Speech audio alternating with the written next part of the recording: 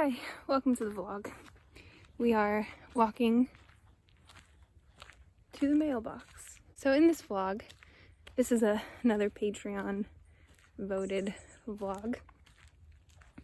And the patrons have voted for me to read, or for the gender euphoria reading vlog.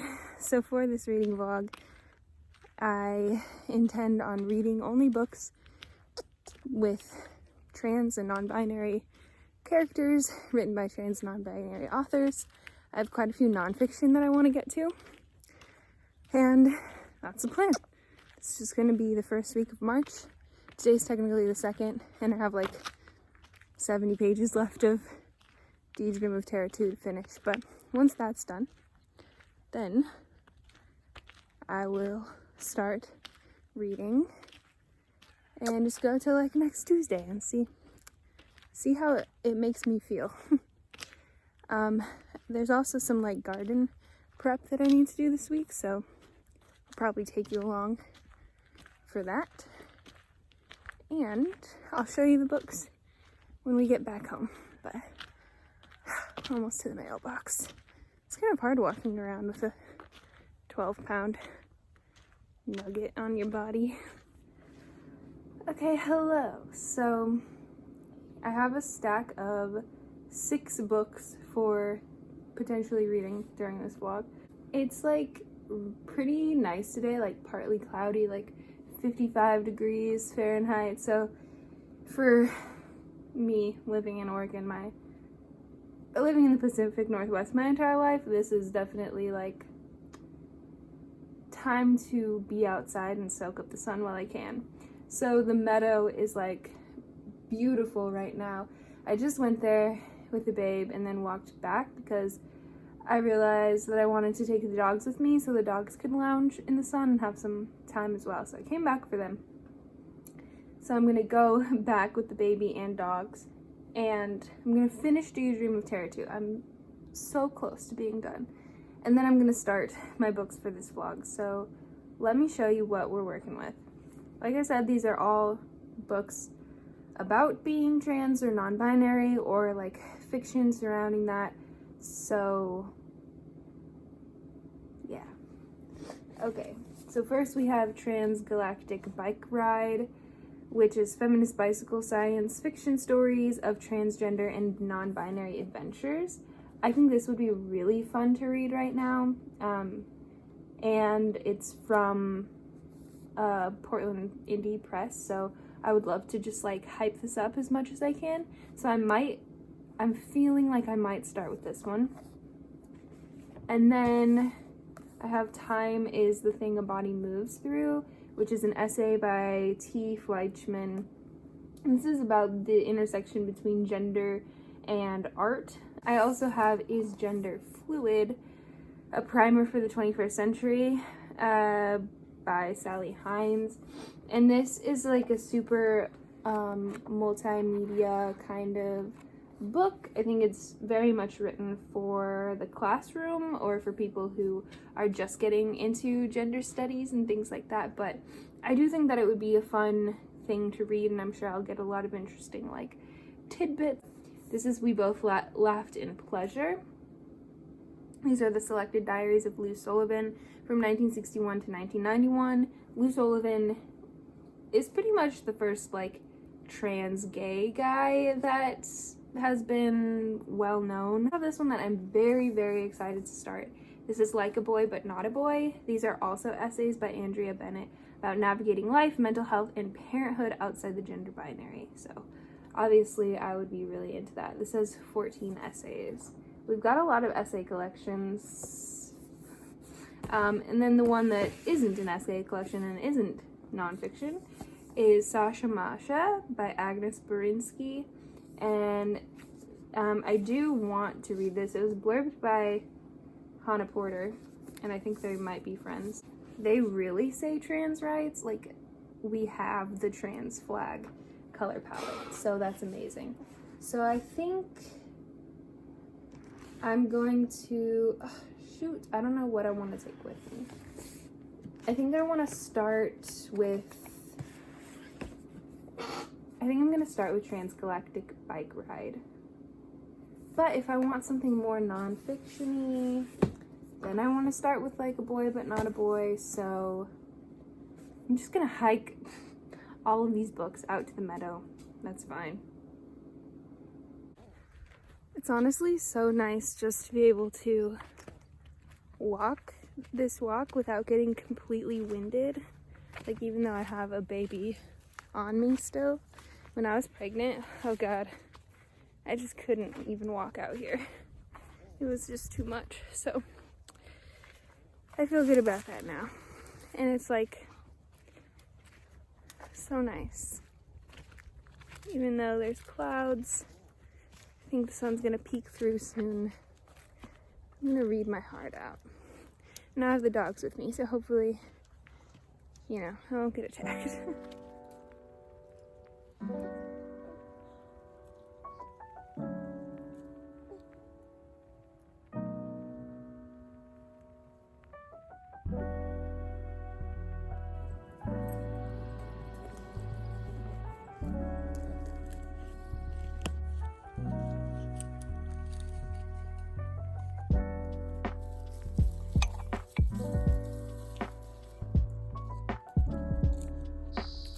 Hi.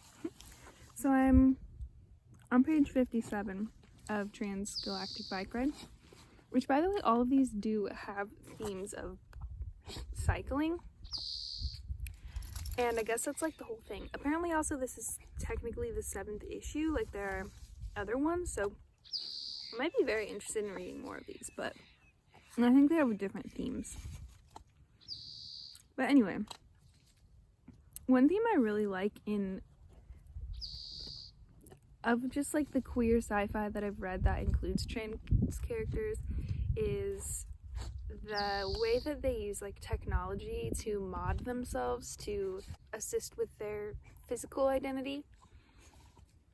I think that's such a cool concept because I just read this one story. One character is just like continuously changing themselves, so every time someone sees them, they're just like super different, and they just keep like getting kind of bulked up and just using different kind of mods to change themselves. And I just like that concept because obviously we have that already in the form of like piercings and tattoos and plastic surgeries and things. Like, we're already modding ourselves, but when we start to incorporate more like electronic technology, I don't know, it's just a cool sci-fi premise that I really like. Now I'm about to read Unexpectedly Transparent by Lydia Rogue, who's the editor of this book, and I'm super excited. I'm having a lot of fun. Okay, so a little update on the barn life. Cody built this wonderful climbing cave, and it's just some plywood, some T-nuts, and we've been slowly collecting holds over the past couple months.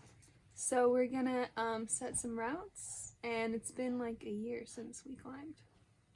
So we're about to okay.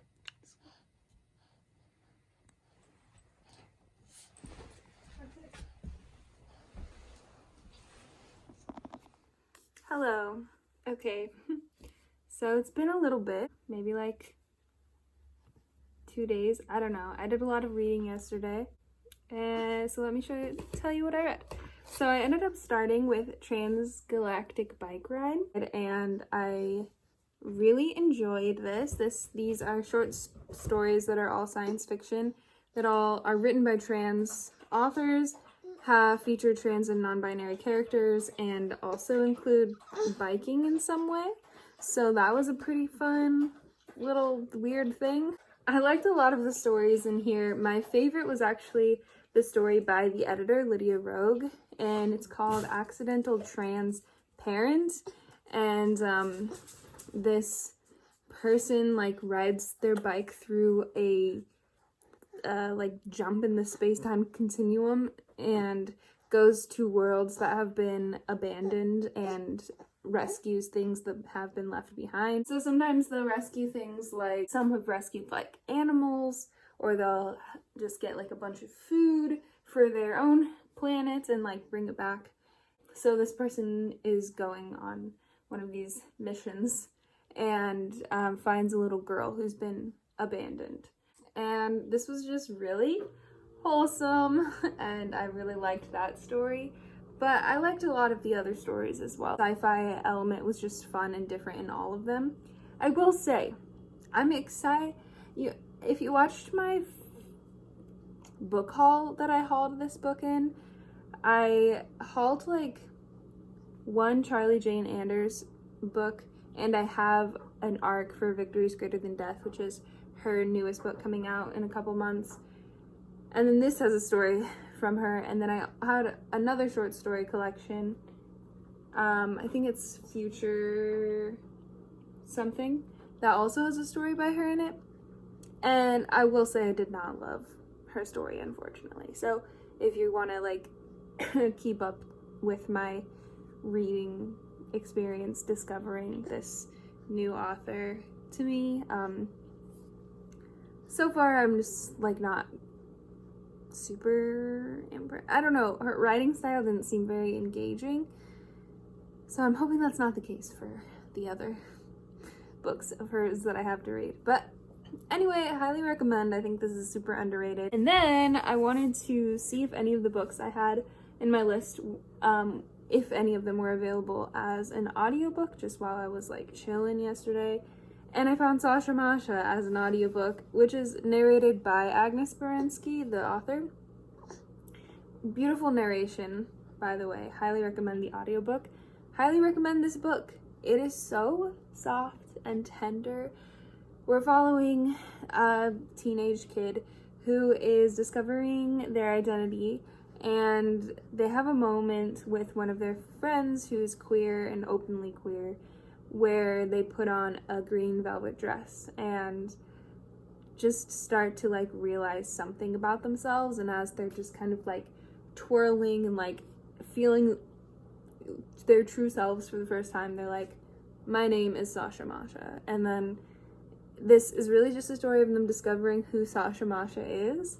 And there's some really great side characters who just help Sasha Masha discover who they are and give them an opportunity to go to like queer events.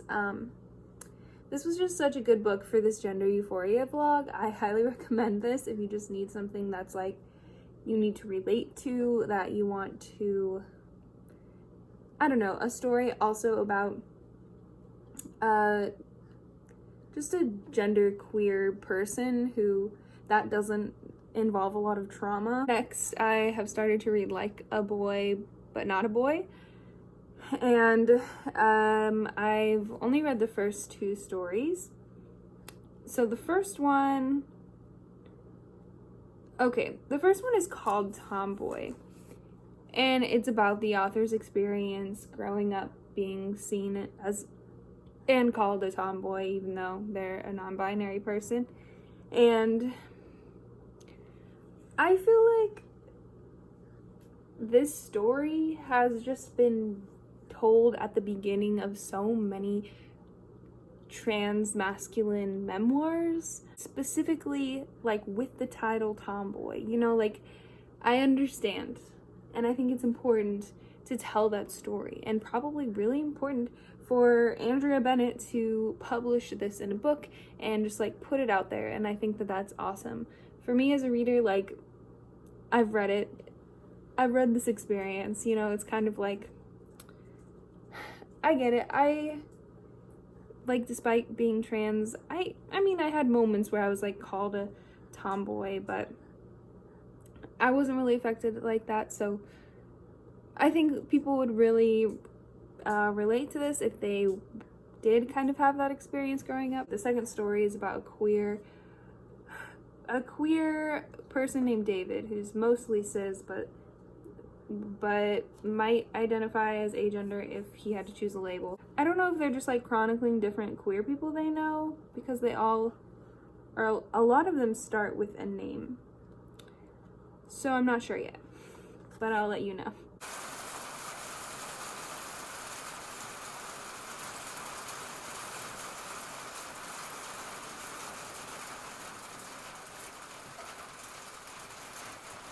Hey.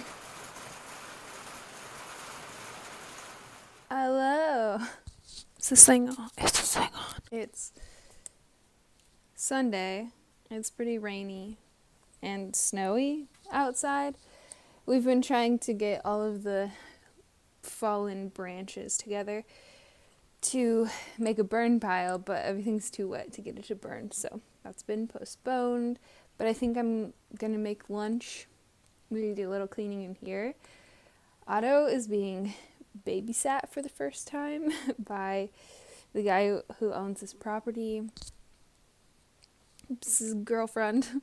And yeah, so it's we got a moment to do stuff. It's amazing. So I might do a little cleaning in here, make some food, and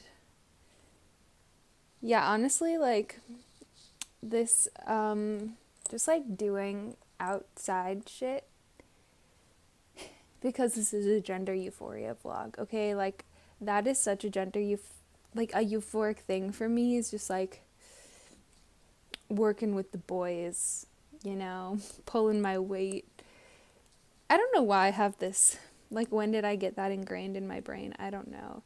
But I always really liked helping my dad with stuff. Like he's a mosaic artist and but he also like tile setting is involved in that. So I would help him go do jobs a lot when I was younger and he didn't have a babysitter.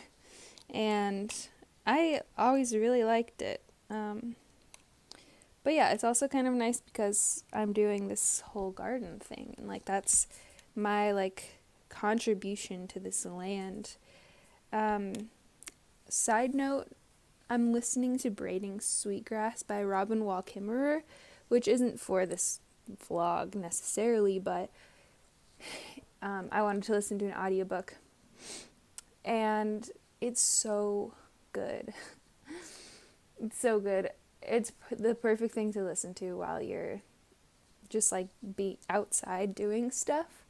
So I'm excited for it to just like be my gardening audiobook for a little bit. I'm just listening.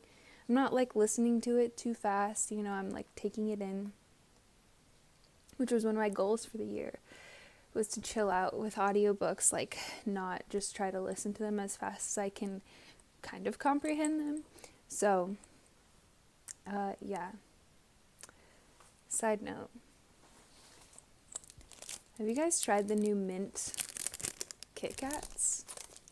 Because I think they're fucking great. Alright, hi, we're here in the climbing gym. Isn't that cool? Mm-hmm. So in this vlog I want to talk about gender euphoria. Climbing is something I've always had a pretty funny relationship with, I'd say, in regards to my gender and just in general, but I started climbing when I was 18, and I think like in that time really was learning who I was, but also like not knowing how to define it. And so I would hang out with like all these climber bros, and because I was feminine presenting at the time, I was just automatically seen as a female climber, and there's like so much stigma that comes with that, and like the climbing community is so just has a lot of internalized everything. Like it is for the privileged white heterosis man. So in this time, like I didn't understand that the feeling I had when like I made climbing my own was a sense of euphoria. And then when people would gender me and assume that I was a girl and like a girl climber, that like really fucked me up. So something that I've discovered, and I think I mostly discovered this like in the time that Cody and I lived in a van, and we were living mostly at Smith Rock, and I could just like I still didn't have the words for it, but I was definitely like living my non-binary life, wouldn't you say? And there were definitely people around that would gender me, like if we climbed with groups of people. Yeah. But we got to choose if we wanted to do that. Yeah, and I think that's when I started to like really discover that that's what that is. So then when we moved back to like near Portland, I started teaching yoga at a climbing gym, and I was really scared of like going back into a gym setting, because when I lived in Seattle and worked with climbing in a gym there, that's where like a lot of gendering happened, and where like that place was very toxic, especially in terms of the toxic masculinity happening around me and just like bro culture. Which it's funny because like I found myself when I was in that, I was like so much more drawn to like being a bro. Like I didn't want to hang out with any of the like, I don't know, there was just such a divide. Usually it was like the bro climbers and their girlfriends, and I just always despised that. So I would like enjoy hanging out with the bros when I was seen as a bro, but it never was how I wanted it to be. So it was still just a pretty shitty experience. And when I felt like the most euphoric about my gender was usually when I was like climbing by myself. So now, well, the last few years I've been like rebuilding my relationship with climbing and making it something that can be a euphoric experience. And it definitely is, and I think I'm there. I think I'm like, you know, stoked to be climbing, and so stoked to start testosterone when I'm done feeding Otto with my body, and knowing that that's gonna like allow me to build the muscle that I can't build on my own, you know? What I'm like facing right now and what's challenging me now is the fact that my pelvic floor is so weak from having a baby naturally, reasonably, and so core tension is a huge part of climbing, especially when you're climbing on something that's this overhung. So I just don't have any core tension, so I can only do like a couple moves on our wall right now, and that's really annoying. But I just can't, like, even just like trying to flex my pelvic floor, like even my like low abs, it just hurts because it's so weak and like so tired and so strained. So it's gonna be a slow like rebuilding of that muscle, and that really sucks. And that's like putting me back a little bit, and I'm definitely feeling like, you know, just not where I want to be with that. But I just have to be patient with myself. But it's hard. But it's also good, because the more patient I am with like building that muscle, then the less stupid I will be about not warming up and going straight into climbing, because I do have a lifelong tendon injury in my middle finger right here, and that flares up super easily, especially if I don't warm up. And this is just forcing me to like do the first two moves over and over and over again, which is honestly a good warm-up when you have limited holds and limited space to climb. So yeah, that's my story about climbing and Euphoria. But you watch. This time next year I'll be like maybe a couple months on testosterone, and I'll be crushing it, because I'll have already been climbing for, 10 months. I'm pretty stoked. I just have to think forward, but also appreciate what I got going on now.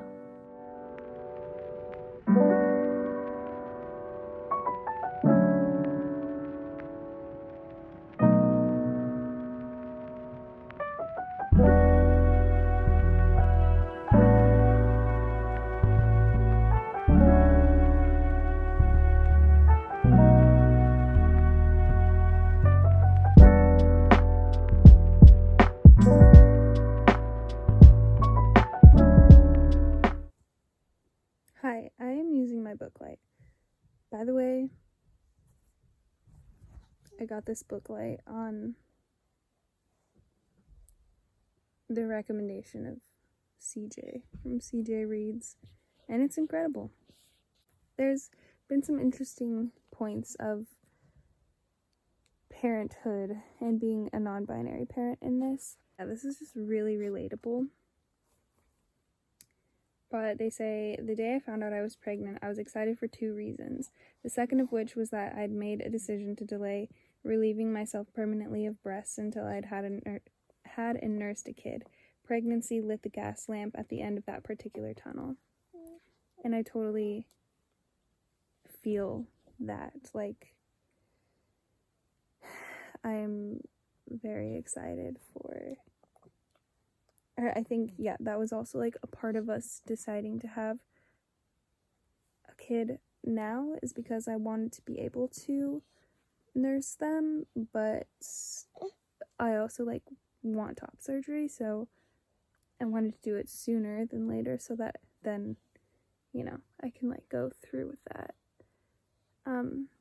rather than, like, waiting till I'm 30 to have a kid, and then having to wait till I'm 31, 32 to have top surgery.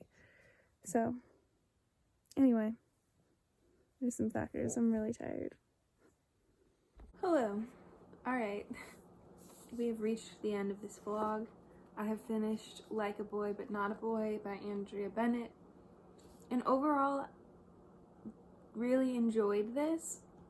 The formatting was interesting because it was like, there would be a personal essay written by Andrea, but in between each one was kind of like a analysis of another queer person. So there were like tons of queer people and their identities, and just an exploration of their identities sprinkled into these other like really deeply personal essays by Andrea Bennett. I thought that was weird. Didn't really care about the other people and their experiences of queerness, because I came into this like really specifically wanting that non-binary parenting connection. So I found myself skimming through those, but if you are interested in just like reading about like the vastness of gender experience and sexuality, then I think that could be really powerful for you. I tabbed a couple things in here. The parts that were about parenting like really were weirdly, like, I just really connected with. For example, the year after Sinclair was born, which is their kid, people wished me people wished me a happy Mother's Day, and a little piece of me felt like it had been hole punched out. And yeah, I felt that last Mother's Day before I was even a parent, and I'm hoping that I don't have to re-experience that. Mostly everyone who did say Happy Mother's Day to me, other than like grandparents, have since apologized to me after watching my non-binary and pregnant video, which is pretty funny. Oh yeah, and then like that goes into this line that's just says, women bleed, women carry, women feed. I bleed, I carry, I feed. I am not a woman. And then it says, by acknowledging an adjacency to masculinity, have I ceded my right to inclusion? Or by lactating, have I ceded my right to my gender?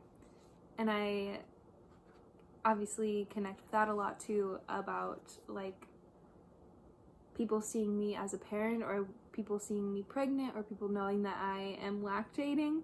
It's like all of a sudden my gender experience is gone and I'm magically a woman. So yeah, I think that those were really good points, and I haven't been able to find a lot of literature that I can connect with about this like really specific topic, and this is the first one I think that does this really well, and was like every time they talked about being a non-binary parent and a lactating parent, and also being in a relationship with a male presenting or masculine presenting person who like is dad to the baby, like there were just so many similarities, and I really appreciated that. Like I said, like if it was just those essays, maybe even a couple more on parenting, and those were condensed to maybe a smaller, even little collection of essays, I think I would have jived with it a lot more.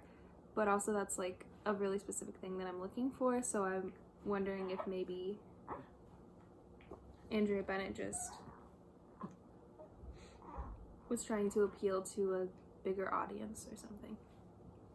I don't know, but I enjoyed it. I enjoyed all the books that I read for this vlog. I'm only gonna read these 3. Got approved for the arc of Can't Take You Away, I think is what it's called, which is coming out tomorrow, I think is its release date. So I was like, oh, that would be a perfect book to read for this as well, because it's about like this non-binary teenager who wants to be Mariah Carey. And then I read Audrey's review on Goodreads, and it sounds like there's just a lot of, you have to go through a lot of trans trauma to get to like the payout of like it being a happy story. So I don't think that that's going to be the one for this gender euphoria vlog. We'll keep that for another day. But that book is coming out tomorrow, and I'm sure that it has its own reasons to read it. But anyway, so that's the end of this video. Thank you for watching. Let me know if you're interested in reading any of these books, or if you have read any of these books. I would say, I really enjoyed them all, but I think for you all, my audience specifically, y'all should read Sasha Masha. I think you'll really like it. Okay, thanks for coming to my video. Goodbye.